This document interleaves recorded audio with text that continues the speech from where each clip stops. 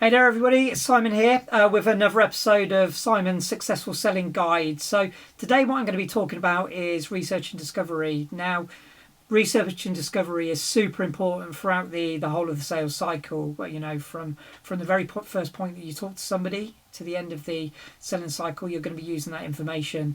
I think, from my point of view, it's super important for me as well as a solutions consultant, particularly during the demo stage, because if we're not getting that discovery, if we're not learning about that prospect in the discovery stage, it certainly makes the demo a lot harder, and you're probably going to be looking at one of those general demos that really aren't hitting the point. So the more information we can gather, the more useful we can make the demo in terms of harping back to those talk tracks and actually how we can help to solve the problem. So what I'm going to be talking to you today about is a couple of areas that really have either been taught to me by colleagues.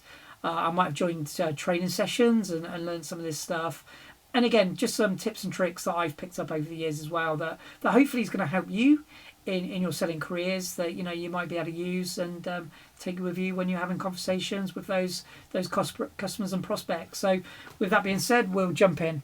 Okay, doke. So what we're going to first of all talk about is research. Now, research I think is super important. It's something that I started to do proactively, a couple of years ago prior to any discoveries, and I should say that could include discoveries that I was joining, or it could be that the sales reps are doing discovery on their own. So what I do is dig out some information for the sales rep, just to arm them with some information they might want to use questioning during the discovery stage. So just give you a couple of highlights. I can't list them all because there's quite a few different areas that I'd gone through, but certainly LinkedIn.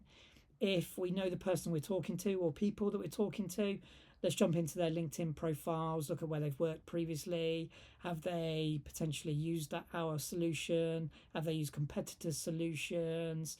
Are they new to the work role that they're doing? In which case, maybe there's a little more hand holding that's needed, etc. So a lot of information you can gain from LinkedIn.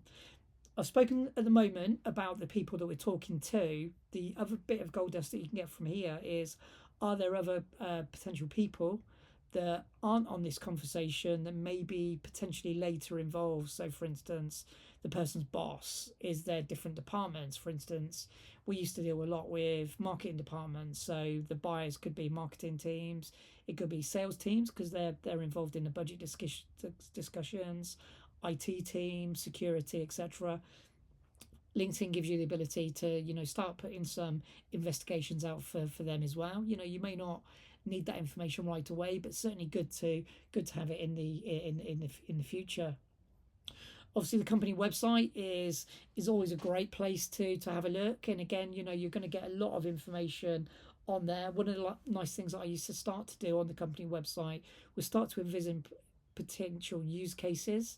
If you start looking at the solutions, if you start looking at the type of customers that they're working with, it starts to give you an idea of actually what use cases that might work. And also importantly, you might start to think, actually, maybe we're not the right solution here based on those use cases, etc. So can certainly help in the qualification stages as well. Now, something else on the company website that I used to use a lot, and people used to laugh at me a lot about this, was actually using the careers pages as well, because you can get a lot of information from the careers pages in terms of strategy. In a careers page, that you're always going to be told in the job spec, what is your job role, what you expected to do, etc. So if you are looking, as an example, to talk to a marketing person, look to see if there are any marketing roles out there, and you can start to get a good idea of what the strategies, what the tech, etc. They'll be using to give you an idea of what is the ecosystem. Talking about tech, I used to use a platform called BuiltWith, which is a Google Chrome extension, which is awesome. It's on your browser. All you need to do, go to the company website, click on the extension in your browser, and ultimately what that will do is then give you a list of tech that's being used based on widgets that are stored on the company website. So again, are you seeing any competitors? Are you seeing any platforms that you integrate with?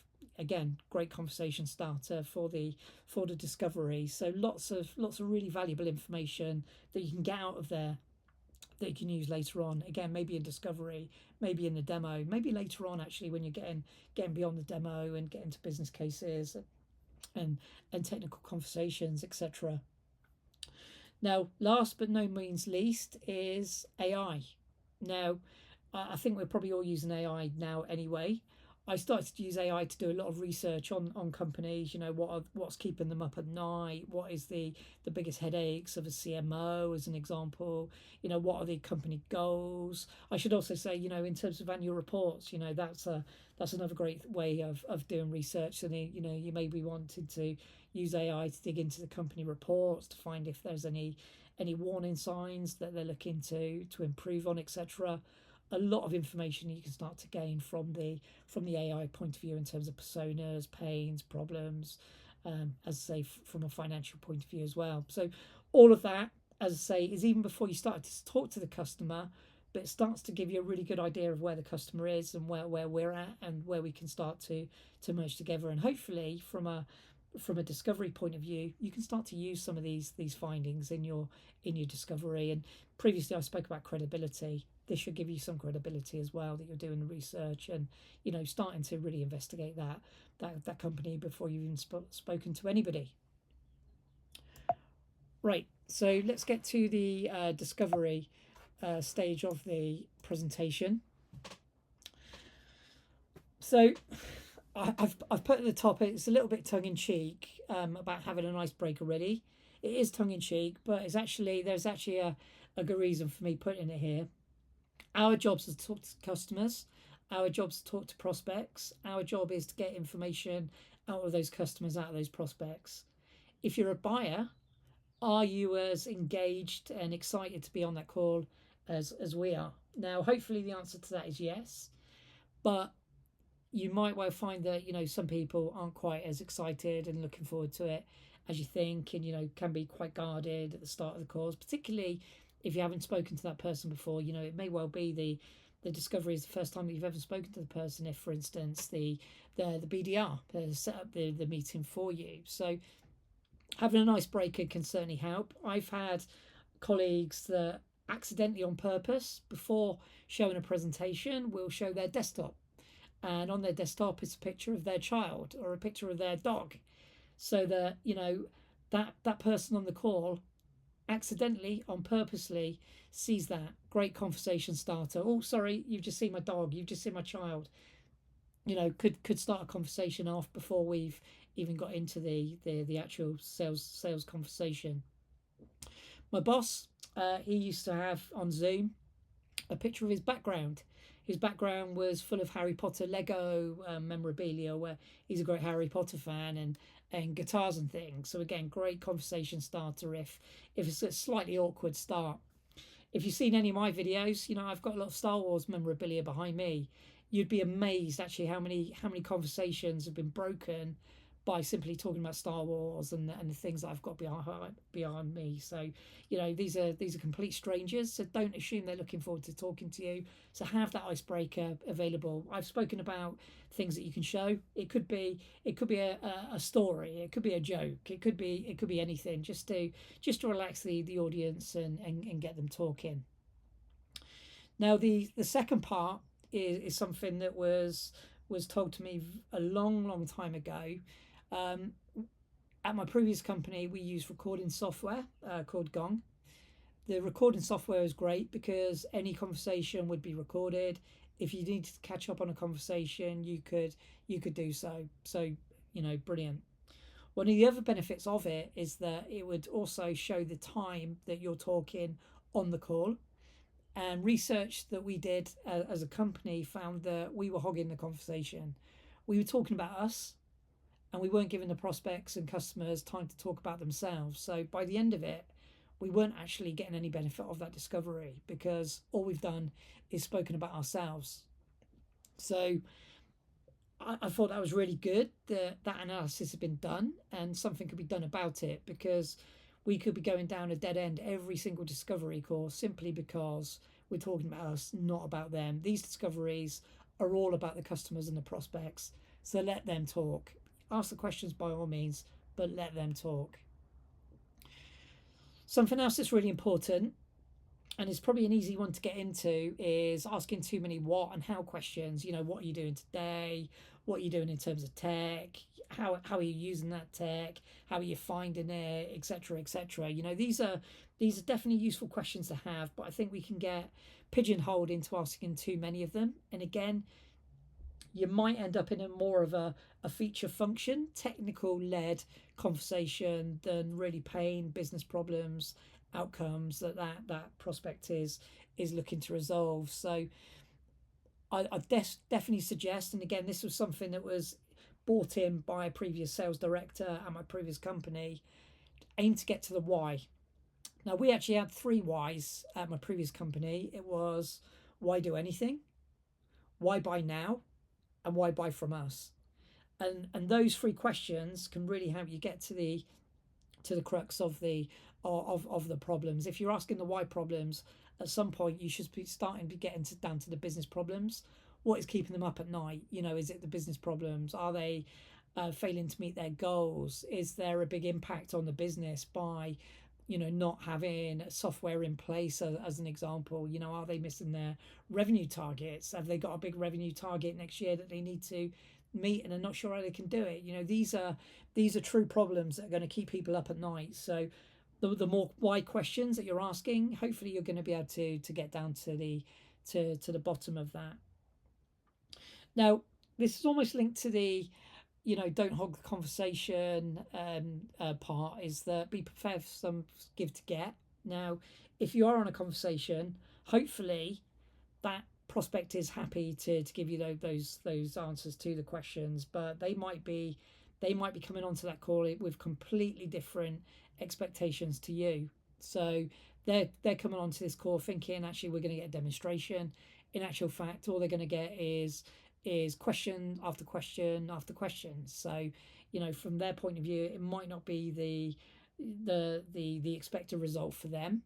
One way I think you can get around that is an upfront contract. So at the start of the call, set an upfront contract, and that doesn't mean you're going to read out pages and pages of legal terminology. What it can mean is simply, we're here today, this is the goal, are you okay with that? At the end, these are the next steps. Again, are you okay with that? Hopefully you're going to get a yes to that. If you do get a no, be prepared for a little give to get, and that might be maybe a quick 5-minute demo. It might be a quick view of the sales presentation you're expecting to give in the next session, or maybe you even give it on that session if you feel it's appropriate. So be prepared for it if it happens.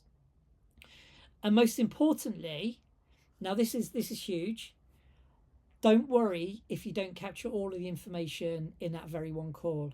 There's always more time for discovery. And what I mean by that is discovery doesn't stop at the discovery stage. You should always be discovering. So when I'm on a demo, we should be discovering during that demo. I always try to do a little bit of discovery at the start of the demo just to learn a little bit more about the prospect. Certainly if I wasn't on the previous call, but even if I was on the previous call, let's learn a bit more. It may be that we've got some new audience members that weren't on the original discovery call, so let's use a little bit of time to discovery at the start, but also importantly, let's be asking questions during the demo as well.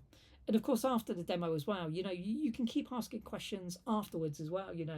All of these questions are going to be important. It's going to be important for you, but most importantly, it's going to be important for the customer and the prospect to know the answers to these, because we can then much better proposition our solution to them in terms of how we're going to solve those business problems, how we're going to solve that pain, how we're going to solve that impact, how we're going to resolve that revenue gap and improve that for them. So these are important questions that need to be answered.